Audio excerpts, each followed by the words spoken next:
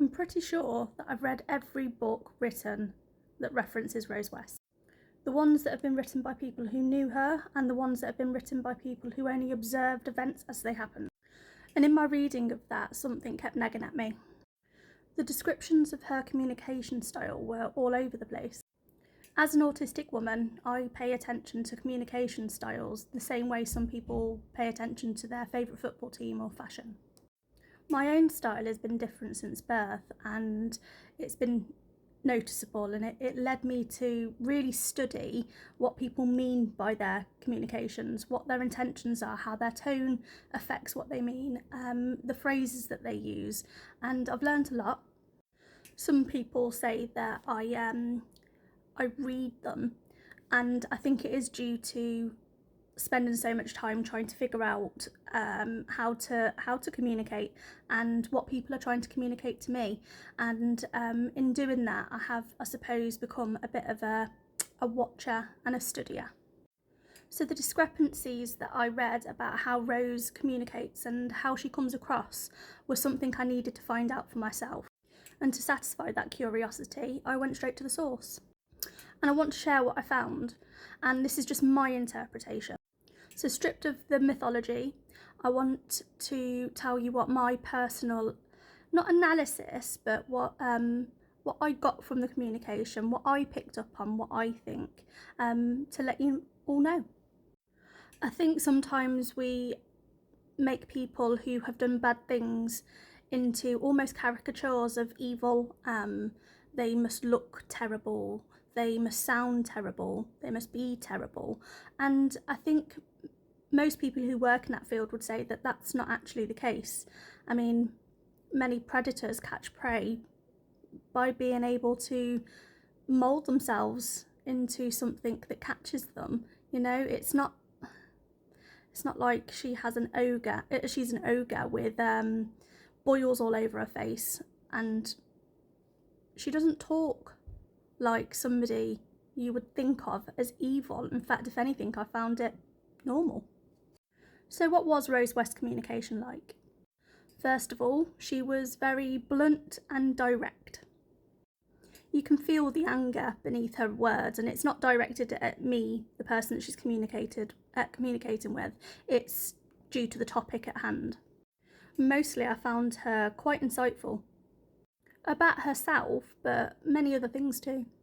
She was open, welcoming, and very patient, because I have quite a talkative style and I can be too much for some people, and she was quite self-deprecating in reminding me of her age now and how she needs to keep up, but not in a rude way. She was actually quite funny, and I know people are going to think that's weird to think, but she actually was. The other thing I think people would find quite surprising is that she was genuinely intelligent, genuinely curious.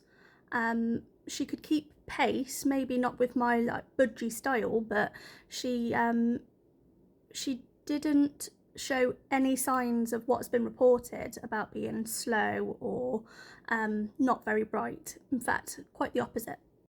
She was actually quite empathetic as well, very caring, very motherly, and it was genuine.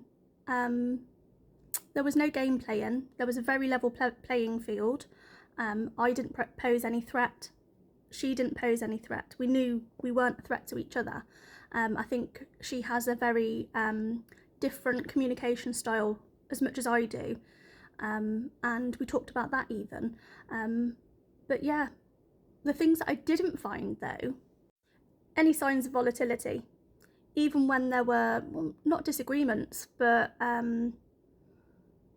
where I may have been blunt myself, she responded very well.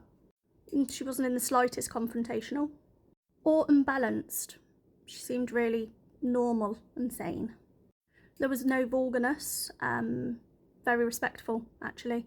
I was expecting maybe she would cross lines, but not in the slightest. There was no petulance. This is something that's been described. None of that. Or belligerence, that's another one of the words that are usually used to describe communication with her. And the other thing was that she was very mature. She wasn't childlike how people have described her personality and her communication style. So these were the things that I interpreted and I felt being part of that communication.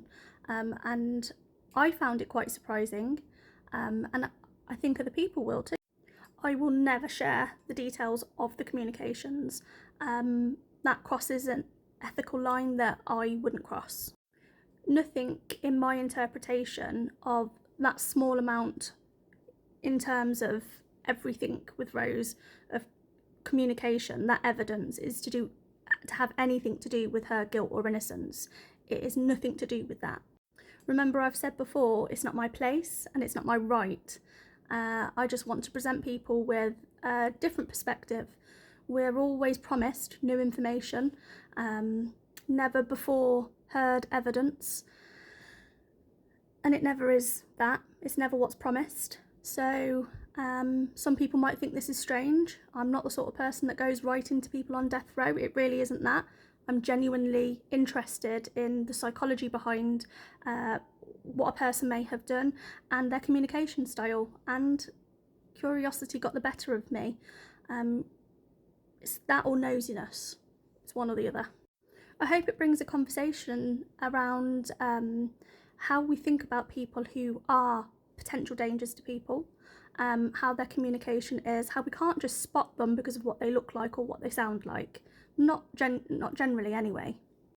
I no longer correspond with her because I have children, and her fear was that I would potentially get into trouble for corresponding with her. Now, my correspondence is in no way connected to my children.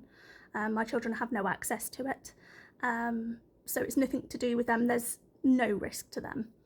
I am a safe person, I promise. I'm just a curious person, but her worry about me potentially having social services come into my life or me losing my children genuinely worried her, and so we stopped corresponding. It would be a lie if I said that I wasn't a little bit sad about it. I was learning a lot. I felt like I was providing something too, which was an understanding of different communication styles and how people can feel to be seen. It was worthwhile, and if I went back I would do it again. But yeah, maybe one day when my children are grown and that risk is no longer there, though I'm not worried about that risk, I can continue my conversations with her.